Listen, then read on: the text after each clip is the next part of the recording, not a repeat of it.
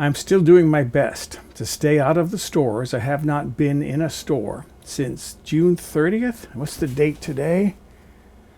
August 19th. I'm going to try to stay out of the store until sometime in September, when I'll go again and stock up and fill my freezer up again. It's because of this COVID-19 pandemic. I'm trying to stay as safe as I can. So what I'm going to do today is I'm going to use up more of the foods that I have on hand. Someone gave me some split peas, and I have half a bag left. So this is enough to make a good portion of split pea soup. And I've got some ham here that I'm going to be putting in it. I don't have vegetables. I don't have carrots, and I don't have celery, but I have some onion outside. So I'm going to use that onion, and I can use my vegetable stock. I have a jar of concentrated vegetable stock. I'll use that instead of the carrots and the celery, and I'm going to cook it in my sun oven outdoors, and I'm going to take my camera out there to set up, because someone wanted to see how to set up a sun oven, so I'll do that. All right, but let's get started making a pot of split pea soup. So here's the pot I'm going to use. I know this will fit in my sun oven. I already checked it. I brought it outside earlier and checked it. I'm going to be using a lot of liquid. This is 3 cups. I'm actually going to be using a total of 6 cups, which is 1.4 liters of stock. That's my vegetable stock, and I'm going to add another 3 cups of water to that. There's my remaining water. All right, that's in there. Set that aside. And I have here half of a bag. As I said, this was originally 2 pounds, 907 grams. So this is now 1 pound, 450-ish grams of Pappy's Pantry split peas. Dump those in there. As I mentioned earlier, I've got 4 ounces, 113 grams of diced ham. And then I've got green onion from outside. I don't have a regular onion, but I've got green onion, so I'm going to just chop this up. And I'm going to use the green part. Why not? Split peas are green, so I'm going to throw the whole thing in there chopped up. So there go the green onions in there. I'm not too worried about appearances here, because this is all going to be pureed afterwards. Now, I've got a couple of bay leaves here I'm going to be putting in there. These I'll take out before I puree the soup. I want a smooth soup, and I want it to be watery. So I may add more water to this, because the last time I made this, it came out with the texture of baby food. And I want to be able to put it in a mug and drink it out of a mug. I don't have any fresh garlic, so I'm going to be using a little bit of garlic powder. Oops, I'm getting it all over the place. Yeah, that should be all right. And then for herbs, I like herbs de Provence. It's a blend. What's in here? Rosemary, cracked fennel, thyme, savory, basil, tarragon, dillweed, oregano, lavender, chervil, and marjoram. It's a blend. Take that plastic thing off. I don't need that. Just throw in a good pinch of herb. All right. I've got a spatula here. I'm going to blend this with. Those peas are already getting sticky. You can feel them in the bottom.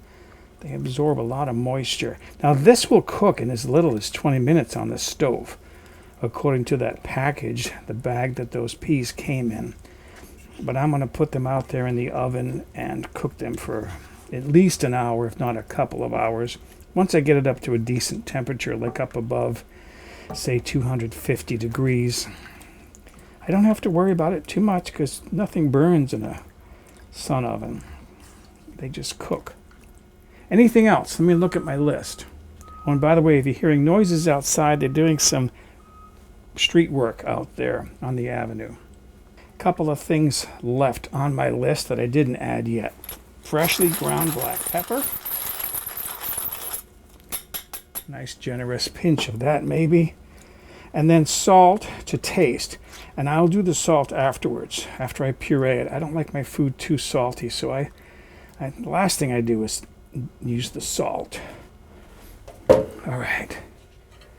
Put the lid on, and then let's go outside and look at the sun oven. So here is my sun oven from the back. And the worst thing about it is this thing. This is an adjustment leg. You press this peg in. It's got a spring on it, and then you can tilt the oven more toward the sun or away from the sun. But it takes 3 hands. You got to have one hand to lift it, one hand to adjust this, one hand to do this peg. You can't do it. And what they give you, there's a couple of holes in the bottom of this foot. They give you a couple of spikes to spike it to the ground. I don't want to use this on the ground. And my ground here is concrete. So what I did was, I have some canvas. I filled this up. I made bags, filled it up with this stuff. This is river pebbles. Put those there. And then I can put one here to weigh that down, and I have a second one. These are heavy. They've got to be at least 5-6 pounds each. Get that in there. Now they'll hold that down while I push my peg in and then adjust the leg up or down. Really don't like this setup. I think it's the worst part of the oven. All right, I'm going to turn this around and then talk about the inside. These are the reflectors. I'll get to those in a moment.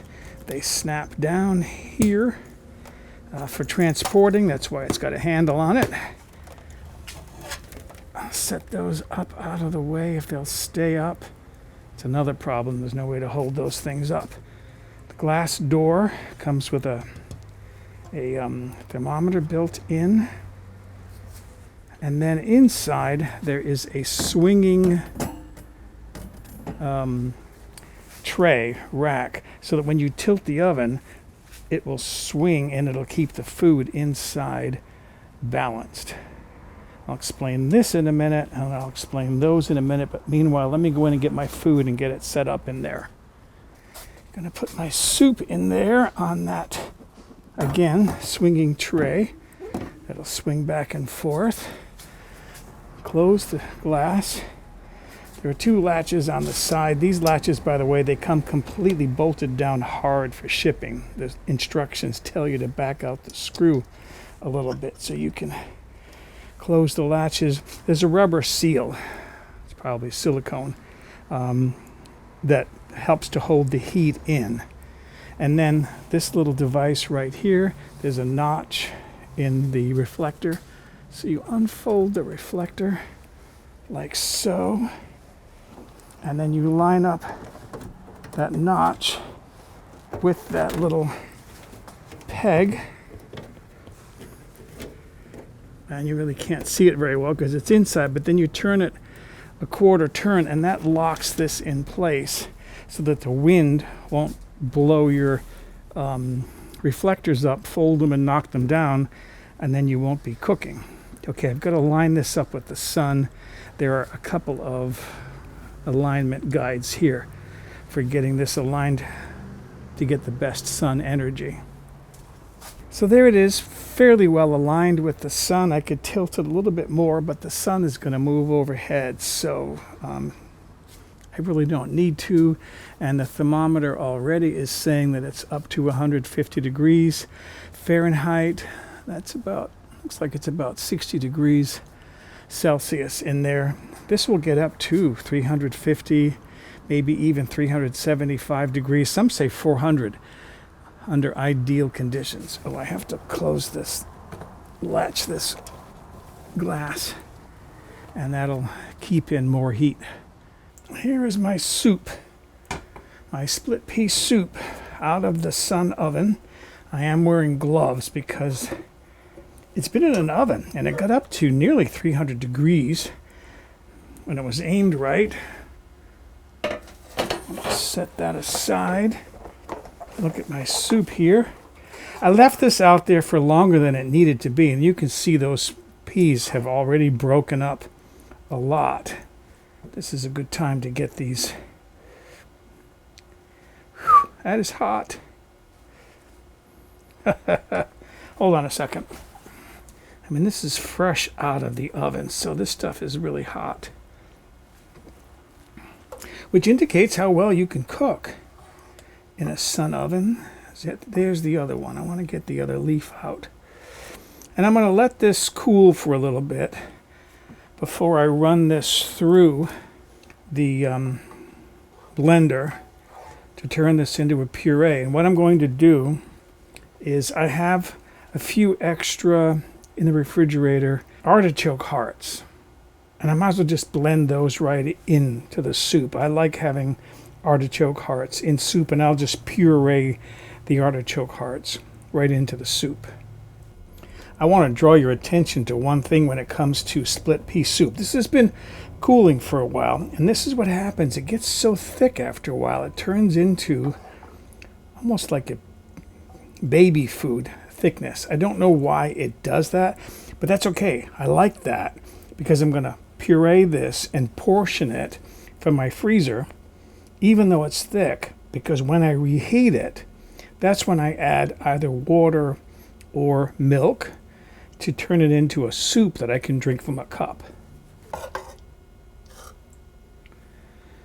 All right, I think I'm going to do this in 2 batches. Get my lid on. Turn this on. All right. Start at 1 and then blend.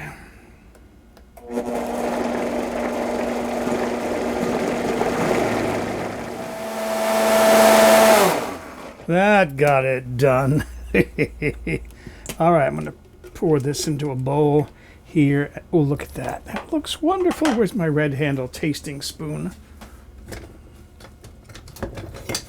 Right here. I do have to tell you that this is a little bit too salty in flavor for me, for my likes. But later on, when I turn this into soup by adding water or milk, I'll cut that saltiness in half. Oh, that is so good. That is so good. Okay, let me finish up blending the rest of these, and then I can portion it. So I got 7 portions, actually a little bit extra. There wasn't enough for an additional portion, so I just ate that. But I got 7 full portions out of it. These are 1 cup each, and I actually figured out to do them by weight. They came out to 250 grams each, so I'm going to put these on a tray in the freezer, and then I will save them. I'll put them in a Ziploc bag, and I'll save them for winter when it's soup season. So there's my soup, and there's my secret thing that I do on really warm days. It's 90 degrees outside, a little bit cooler in here because I've been running the air conditioners. But the perspiration gets in my eyes and it ruins my concentration. So that's what I do. It's just paper towel. I just kind of fold it and tie it in the back of my head. That's my split pea soup. Hopefully you enjoyed the video, and those who like to see or wanted to see how a sun oven is set up and the food placed in it to be cooked, I showed you that as well.